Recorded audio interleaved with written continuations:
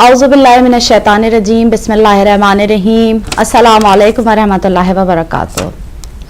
सारी तारीफ़ें खुदा के लिए, दुरूद व सलाम मोहम्मद वाले मोहम्मद के लिए। अल्लाहुम्मा सल्लि अला मुहम्मद वाले मोहम्मद वज्जिल फरजहुम। जी नाज़रीन मोहतरम, मैं आपकी मेज़बान सदफ़ आबदी प्रोग्राम बज़्म निसा लेकर एक दफ़ा फिर हाजिर खिदमत हूँ और आप तमाम देखने वालों के लिए दुआ गो हूँ कि आप दुनिया के जिस किसी कोने में भी हों, जहाँ कहीं भी मौजूद हों, अल्लाह पंजतन पाक के सदक़े में आपको अपने हिफ्ज़ और अमान में रखे, इलाही आमीन। और जो मुसलमान बीमार हैं, मोमिन और मोमिनात, उनको बीमार करबला के सदक़े में शफ़ाए कामिला नसीब हो, और सिवाय गम हुसैन के आपके घर में कोई गम ना आए, आमीन इलाही आमीन। आऊज़ु बिल्लाहि मिनश्शैतानिर्रजीम बिस्मिल्लाहिर्रहमानिर्रहीम। नाज़रीन, मैं हूँ आपकी मेज़बान सीमा अब्बास और प्रोग्राम बज़्म निसा लेकर एक बार फिर आप सबकी खिदमत में हाजिर हूँ और दुआ गो हूँ कि दुनिया के जिस जिस कोने से इस वक्त आप हमारे साथ शामिल हैं, इस चैनल को देख रहे हैं, खुदा आप सबको अपनी हिफाजत में रखे, सेहत और सलामती के साथ रखे और कोई गम ना मिले सिवाय गम हुसैन के। तो हमारे साथ ही रहिएगा और प्रोग्राम बज़्म निसा देखते रहिएगा। जी नाज़रीन, जैसा कि आपको पता है कि बहुत ही सादा सा फॉर्मेट होता है हमारे बज़्म निसा का, तो आज के भी बहुत ही सादा सा फॉर्मेट है, बहुत ही सादा से हमारे सेगमेंट्स हैं। पहला सेगमेंट है हमारा फ़वाइद कुरान, दूसरा ब्यूटी टिप्स और तीसरा है हम जो अपने टॉपिक आज हम लेकर आए हैं उस टॉपिक पर हम बात करेंगे। आज का टॉपिक है जो कि बहुत ही अहम है और हमारे माशरे में बहुत ही आम हो चुका है, वो है औरतों पे तशद्दुद। ये आज आम नहीं हुआ है, ये हर सदी से ही औरतों पे तशद्दुद होता आ रहा है और हर सदी में औरतों ने आवाज़ भी उठाई है। लेकिन बड़ी हैरत होती है कि आज के ज़माने में हम जब अपने आप को मॉडर्न कहते हैं और कहते हैं कि औरतों को बहुत तरक्की मिल चुकी है, लेकिन इसके बावजूद अगर हम देखते हैं तो बहुत सी औरतें बहुत मज़लूम हैं जो तशद्दुद का शिकार हैं। तो आज हम इस टॉपिक पर बात करेंगे और आपके भी मुंतज़िर रहेंगे कि आप इस पर अपने इजहार ख़याल कीजिए। तो इसी के साथ नाज़रीन, मैं प्रोग्राम का बाकायदा आगाज़ एक अपने नबी मोहम्मद मुस्तफ़ा सल्लल्लाहु अलैहि वसल्लम की नात से करना चाहूँगी।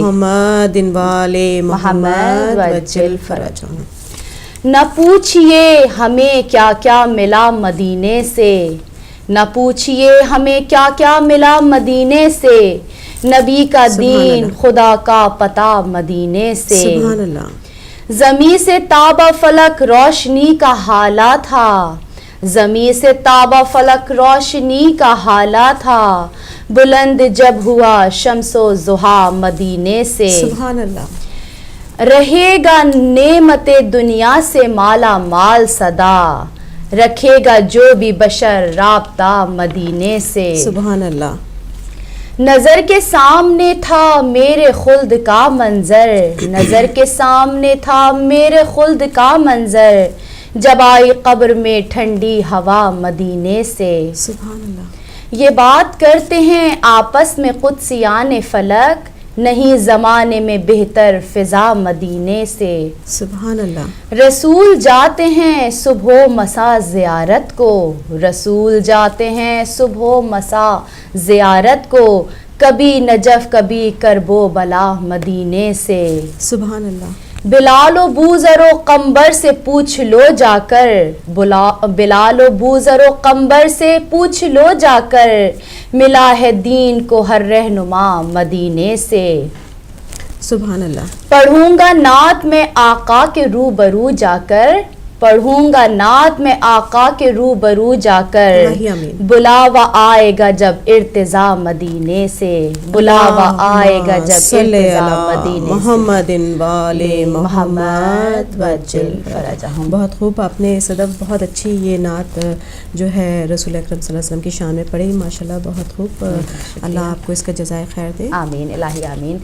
जी नाज़रीन, इसी के साथ चलते हैं हम अपने प्रोग्राम के पहले सेगमेंट की तरफ, जिसका नाम है फ़वाइद कुरान, जो कि हमारे नाज़रीन बहुत पसंद कर रहे हैं और हमारी सिस्टर सीमा से फरमाइश करते हैं कि वो नई नई आयतों का तर्जुमा और तफसील लेकर आएँ। जी सिस्टर। जी शुक्रिया सदफ। تو ناظرین سب سے پہلے تو میں ایک دفعہ پھر آپ سب کی خدمت میں جو ہے سلام عرض کرتی ہوں, اور جیسے کہ آج کلاک جو ہے 1 گھنٹے آگے ہوئی ہیں, تو ہو سکتا ہے کہ کچھ لوگ ابھی تک جو ہے وہ بستر میں ہوں, لیکن اب آپ سب لوگ اٹھ جائیے کیونکہ پروگرام بزم نساء شروع ہو چکا ہے, اور ہم چاہتے ہیں کہ آپ ہمارے پروگرام کو دیکھیں, اور ساتھ ساتھ ہم آپ کی فیڈ بیک وغیرہ بھی چاہیں گے کہ آپ اگر ہمیں کوئی رائے دینا چاہتے ہیں اس پروگرام کے سلسلے میں, یا آپ چاہتے ہیں کہ اس میں کوئی تبدیلی لائی جائے, تو آپ ضرور جو ہے ہمیں ای میل بھی کر سکتے ہیں. اس کے علاوہ جو ہے آپ ہمیں فون بھی کر سکتے ہیں, تو ہم آپ کی جو ہے آرا کے منتظر رہیں گے. جی بالکل. اور ایک میں سسٹر خبر بھی دینا چاہوں گی کہ آسٹریلیا جو ہے ون ہو چکا ہے 7 وکٹ سے, تو یہ نیوز ورلڈ کپ کے حوالے سے بھی میں نے کہا کہ میں آپ سے فوراً شیئر کر دوں, اپڈیٹ کر دیں. جی بالکل. تو ورلڈ کپ جو ہے اس دفعہ نیوزی لینڈ کے نام نیوزی لینڈ آسٹریلیا کے نام ہو چکا ہے, کیونکہ ہمارے ذہن میں تھا کہ ہم نیوزی لینڈ کو سپورٹ کر رہے تھے, تو وہی میرے ذہن میں تھا. میرے خیال سے نیوزی لینڈ کو اس لیے بھی زیادہ سپورٹ کر رہے تھے کہ وہ پہلی دفعہ اس منظر عام پہ جو ہے سیمی فائنل میں پہنچا تھا, اور بڑی امید کی جائے, بڑا تھرو آؤٹ بڑا اچھا کھیلا ہے نیوزی لینڈ, بہت اچھا کھیلا ہے, اور ماشاءاللہ سے ان کے رن ریٹ بھی بہت اچھے رہے. لیکن بات وہی ہے کہ جو بھی ٹیم اچھا کھیلے گی وہی حقدار کہلائے گی اس ورلڈ کپ کی. افسوس یہ ہے کہ پاکستان بھی نکل گیا, انڈیا بھی نکل گیا, کیونکہ تھوڑی سی امید یہ بھی تھی کہ چلے ایشیا میں ہی یہ کب دوبارہ جائے.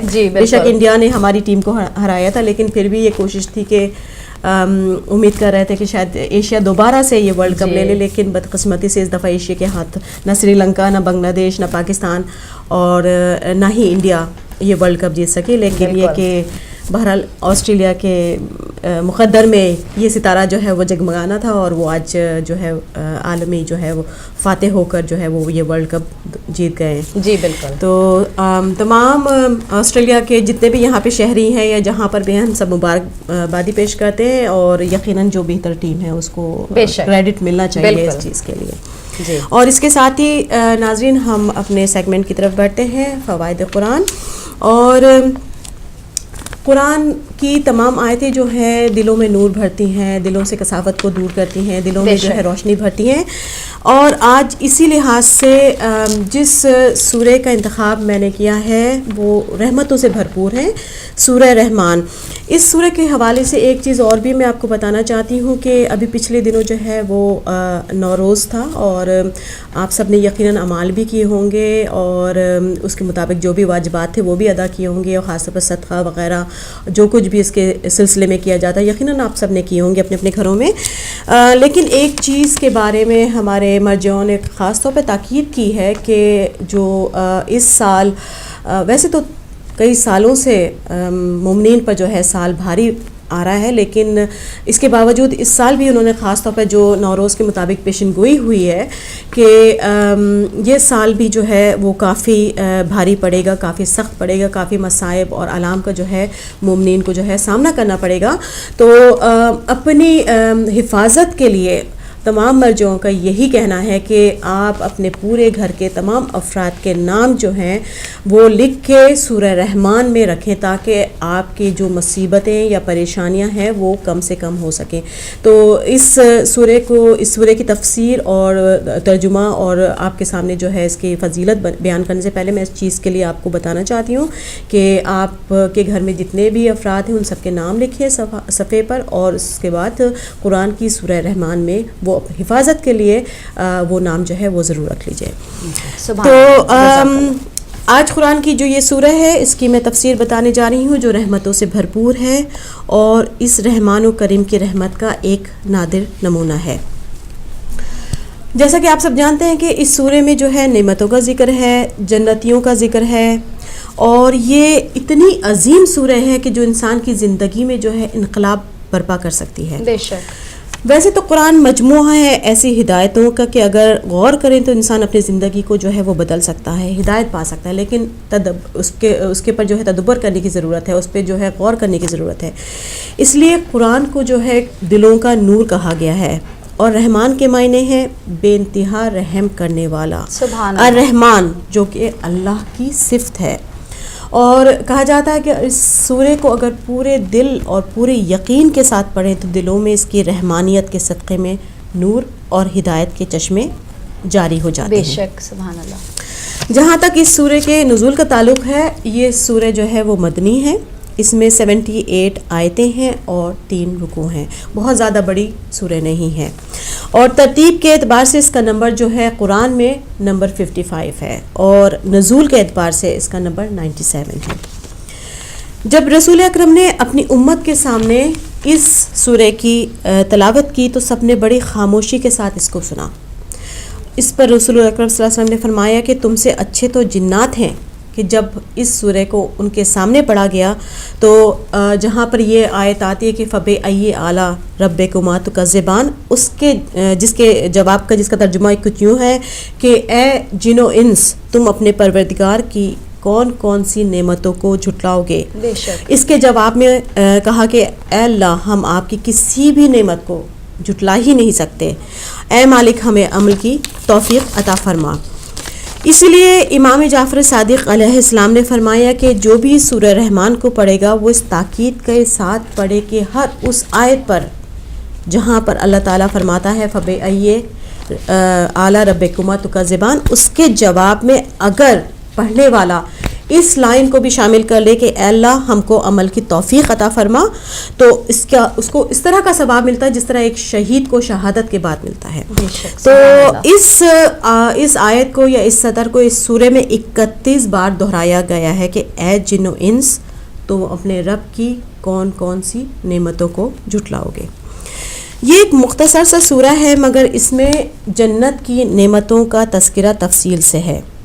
ویسے تو سورہ واقعہ میں بھی جو ہے وہ جنت کی جو ہے وہ نعمتوں کا تذکرہ کیا گیا ہے، لیکن تفصیل کے اعتبار سے اس سورہ میں جنت کی نعمتوں کا تذکرہ جو ہے وہ بہت مفصل طریقے سے بیان کیا گیا ہے، اور بالکل پھر مختصر طریقے سے جو ہے اس میں جہنم کا تذکرہ کیا گیا ہے۔ بے شک۔ اس کی فضیلت کے بارے میں امام موسیٰ کاظم نے فرمایا کہ سورہ رحمان جو ہے قرآن کی دلہن ہے، یعنی اس کی عظمت، اس کا مرتبہ دنیا قرآن میں ایسا ہی ہے جیسے ایک عروس کا ہوتا ہے۔ بے شک، سبحان اور اللہ۔ امام جعفر صادق علیہ السلام اس کی فضیلت کے بارے میں فرماتے ہیں کہ جو بھی اس سورہ کی تلاوت پورے یقین اور عقیدت کے ساتھ کرتا ہے، اللہ تعالیٰ اس کے دل میں نفاق جیسی بدترین بیماری یا خیال کو جو ہے وہ دور کر کے اس کے دل کو پاک اور منور کر دیتا ہے۔ سبحان اللہ۔ اور اس کے علاوہ خاص طور پر کہا جاتا ہے جمعے کے دن اس سورہ کی تلاوت کرنے سے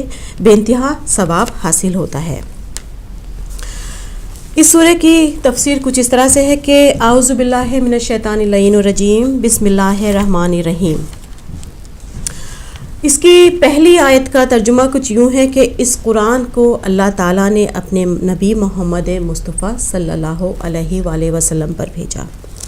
اس آیت میں اللہ تعالیٰ نے مشرکین کو جواب دیا ہے کہ جو نبی اکرم صلی اللہ علیہ وسلم پہ یہ الزام لگاتے تھے کہ قرآن انہوں نے کسی بشر سے سیکھا ہے، تو اس کے جواب میں اس سورہ کی شروعات ہی سے اس یقین کے ساتھ یاد دہانی اور یقین کروایا گیا ہے دلیل کے ساتھ کہ کسی بشر کا نہیں بلکہ یہ کلام الہی ہے بے شک، جو خاتم المرسلین پر نازل ہوا، اور اسی وجہ سے قرآن کی ایک سطر ایک آیت کا بھی آج تک یہ قرآن کا دعویٰ ہے کہ کوئی بھی اس کا جواب نہیں لا سکا، کیونکہ یہ کلام الہی ہے، یہ بشر کے بس کی بات نہیں ہے۔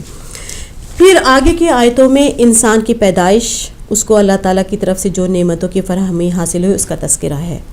پھر اللہ تعالیٰ نے ذکر کرا ہے ترازو کا، کہ یعنی اس میزان عمل کو یاد دلایا گیا ہے کہ جس طرح سے آج ترازو میں چیزوں کو تول رہے ہو، کل تمہارا نامہ اعمال کھلا ہوگا اور اس طرح سے تمہاری نیکیاں اور تمہاری برائیاں اور تمہارے گناہ تولے جائیں گے اور اس میزان میں کیے جائیں گے جو خالق کائنات نے مقرر کیا ہے۔ اور اسی لیے کہا ہے کہ اللہ کی بارگاہ میں پورے خلوص، پوری نیت اور پورے عمل کے ساتھ چھوٹی سی بھی نیکی کی جائے تو اللہ اپنی بارگاہ میں اس کو پہاڑوں کی مانند بلند و بالا کر دیتا ہے۔ سبحان اللہ۔ اور وہی وہ پروردگار ہے کہ جس نے ہماری بھوک کے لیے ہمیں غذا پہنچائی، ہماری پرورش کا انتظام کیا، اور یہ دنیا جو ہے ہمارے لیے خوبصورت بنائی، آسائشیں رکھی، زیبائش رکھی، یعنی اپنی نعمتوں کا اس میں تذکرہ ہے۔ انسان کو یاد دہانی کی جا رہی ہے کہ تمہاری ایک ایک سانس جو ہے اس کی عطا کردہ ہے اور وہ اس کی جو ہے نعمت ہے، سبحان اور پھر اس کی کس کس نعمتوں کو تم ٹھکراؤ گے، کہ جس رب نے اتنے احسانات کیے اس کی نافرمانی تم کیسے کرو گے, کس طرح سے تم اس کے ناشکرے بنو گے. کیونکہ اس سورے میں اللہ تعالیٰ نے انسان کی فطرت کو جو ہے اچھی طرح اجاگر کیا ہے کہ بے شک ہماری ہر سانس اس رحیم و کریم کی جو نعمتوں کی جو اس پر دار و مدار ہے اس کا, لیکن اس کے باوجود بھی ہم اس قدر سرکش ہیں کہ ہم نافرمانی کرتے ہیں, گناہ کرتے ہیں. یعنی ایک لحاظ سے اس کی رحمتوں کو, اس کی نعمتوں کو جو ہے ہم انکار کرتے ہیں, بے شک, اور اسی لیے ہم جو ہے گناہ کا ارتکاب کرتے ہیں. کیونکہ جو ناشکرہ ہوتا ہے وہ اللہ کا نافرمان بن جاتا ہے, اور جو نعمتوں کا شکر ادا کرتا ہے وہ اللہ تعالیٰ کا فرما بردار اور مطیع ہوتا ہے. بے شک, کیونکہ جب بھی کسی گناہ کا ارادہ اس کے دل میں آتا ہے تو سب سے پہلے وہ اللہ کی رحمتوں اور اس کی برکتوں کو یاد کرتا ہے, اور پھر گناہ سے بچنے کی وہ پوری کوشش کرتا ہے. اس کی آگے کی آیتوں میں اللہ تعالیٰ نے فرمایا کہ اس نے نظام کائنات اور حیات انسانی کو بڑے منظم طریقے سے پیدا کیا ہے. ہر چیز اپنی جگہ پر جو ہے وہ لازوال ہے اور بے مثال ہے. اور پھر آگے کی آیتوں میں اللہ تعالیٰ نے فرمایا کہ رب کائنات نے انسان کو سلسال یعنی سخت مٹی سے بنایا اور پھر اس پر نعمتوں کا جو ہے دائرہ وسیع کر دیا. یعنی انسان کو حقیر طریقے سے پیدا کیا, لیکن وہ اتنا رحیم و کریم ہے کہ اس نے جب اس پہ نعمتیں بھیجی تو نعمتوں کا جو سلسلہ تھا وہ لگاتار ہر سانس سے شروع کے جب تک انسان زندہ ہے وہ جاری رہتا ہے. بے شک, سبحان اللہ. اور یہ آگے کی آیتوں میں کہ یہ اس کی قدرت ہے کہ زمین میں دونوں پانی موجود ہیں, یعنی میٹھا پانی بھی اور نمکین پانی بھی, مگر وہ اپنے کرم سے ان دونوں کو جو ہے ملنے نہیں دیتا. ناظرین, یہ بھی قرآن کا ایک اتنا بڑا معجزہ ہے کہ جو گواہی 1400 سال پہلے قرآن نے اس آیت میں دی تھی, اس کی تصدیق جو ہے وہ 20ویں صدی کے آغاز میں کی گئی کہ جنوبی افریقہ کے کیپ ٹاؤن میں ایک سمندر ہے کہ جہاں پر یہ خصوصیت پائی گئی ہے کہ اس کے اگر ایک طرف میٹھا پانی ہے, ایک ہی سمندر کے اندر ایک طرف اگر میٹھا پانی ہے تو دوسری طرف جو ہے وہ کڑوا پانی ہے. سبحان اللہ. لیکن یہ آپس میں مکس نہیں ہوتے ہیں, ایک ہی سمندر میں ہیں لیکن علیحدہ علیحدہ ہیں. تو یہ قرآن کا یہ معجزہ ہے, یہ اللہ کی گواہی ہے کہ, اور اس کو دنیا جھٹلا نہیں سکتی. بے شک. اور اس قرآن کے اس دعوے کو, اس سائنسی ایویڈنس کو جو ہے وہ 20ویں صدی کے شروع میں امریکی یونیورسٹی کے ایک بہت بڑے سائنٹسٹ ڈاکٹر ولیم جے نے بھی اس کی تصدیق کی ہے. تو یہ قرآن کا معجزہ ہے. اس کے بعد اللہ تعالیٰ فرماتا ہے آگے کی آیتوں میں کہ اپنی نعمتوں کا ذکر جو ہے اس نے اللہ تعالیٰ نے تفصیل سے کیا ہے, اور رحمتوں کا کہ اگر تم شمار کرنا چاہو تو ناممکن ہے. پھر فرمایا کہ دنیا آزمائش گاہ ہے, لیکن جنہوں نے اپنے دل, ذہن اور خیالات اور عمل کو پاکیزگی بخشی وہ جنت کے حقدار ہیں. اور پھر اللہ کا ڈر رکھنے والوں کے لیے 2 جنتیں اور 2 باغ کا ذکر ہے اس سورے میں, کیونکہ رسول اکرم صلی اللہ علیہ وسلم نے فرمایا کہ جنت کی جو مثال اللہ تعالیٰ نے اپنی کتاب الہی میں دی ہے وہ صرف سمجھانے کی غرض سے ہے, ورنہ جنت کی کسی بھی نعمت کے بارے میں ہم تصور بھی نہیں کر سکتے. بے شک. انسانی شعور, اس کی سوچ اس دائرے سے باہر ہے کہ وہاں کی نعمتوں کو, وہاں کے ذائقوں کو, وہاں کے عیش و آرام کو اپنے سوچ یا اپنے خیال میں لا سکے. کیونکہ اس دنیا کے پھل اور کوئی بھی آسائشیں جو ہیں, وہاں کے ذائقے, وہاں کے پھلوں, وہاں کے جو آرام اور سکون ہے اس کا مقابلہ نہیں کر سکتے. پھر آگے فرمایا کہ وہاں پر ان کو حوریں ملیں گی جو کہ خیموں میں چھپی ہوں گی, یعنی باپردہ ہوں گی, باحیا ہوں گی.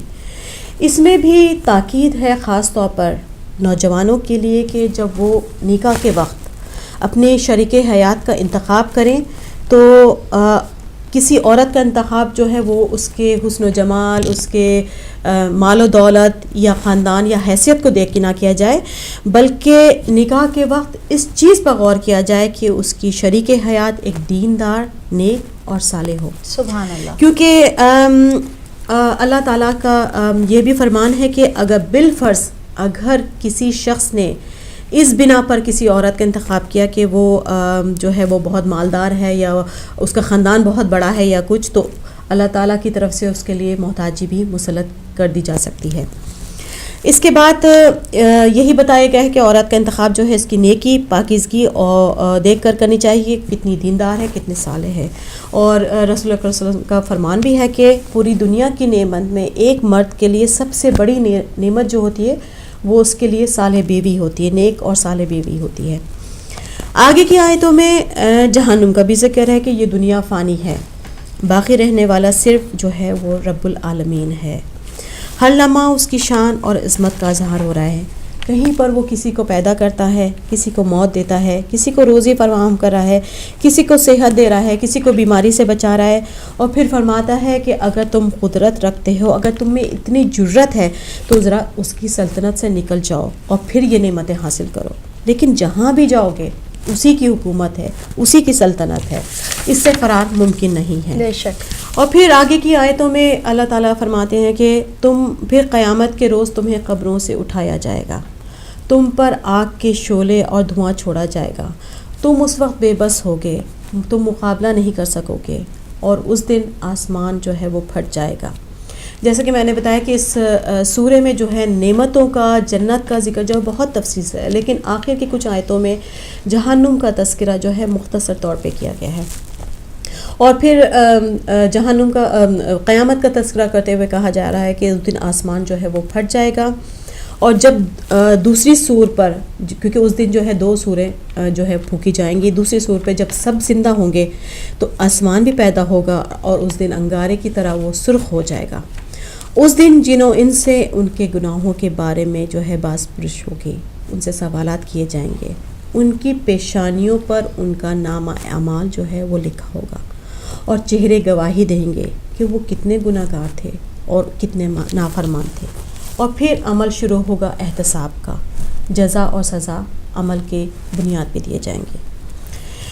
اور پھر کیونکہ اس سورے میں جو ہے اللہ تعالیٰ نے نعمتوں کا تذکرہ جو بہت تفصیل سے کیا ہے اور یہی بتایا ہے کہ میں رحمان الرحیم ہوں، کریم ہوں، آؤ اور میری جو ہے نعمتوں کو حاصل کرو، لیکن میرے مطیع، میرے فرمانبردار بن کر. اور پھر اس نے یہ بھی کہا ہے کہ میں نے اپنا در جو ہے وہ کھلا رکھا ہے، آؤ توبہ کرو، بے شک تم انسان ہو، غلطیوں کے تم پتلا ہو. ہر بشر سے جو ہے وہ نادانی میں جو ہے وہ گناہ سرزد ہوتے ہیں، لیکن میرا در کھلا ہے، آؤ اپنے گناہوں سے استغفار کرو، توبہ کرو اور جنت کے حقدار بنو. اس کے بعد جس شان سے اللہ تعالیٰ نے اپنی نعمتوں کا جو ہے تذکرہ کیا ہے، اس کی نشانیاں بتائی ہے، اور پھر سوال کیا ہے تمام بنی نوع انسان سے کہ اب ان تمام نعمتوں کو جو تمہارے تصرف میں ہے، جنہیں تم حاصل کرتے ہو، اب کس طرح سے تم میری نعمتوں کو جو ہے جھٹلا سکتے ہو. اگر قدرت رکھتے ہو، اگر تم میں اتنی ہمت ہے، اگر تم اتنی زیادہ اپنے آپ کو طاقتور سمجھتے ہو تو جھٹلاؤ، انکار کرو، یا پھر میری سلطنت سے جو ہے تم باہر نکل جاؤ. کیا ایسا ممکن ہے؟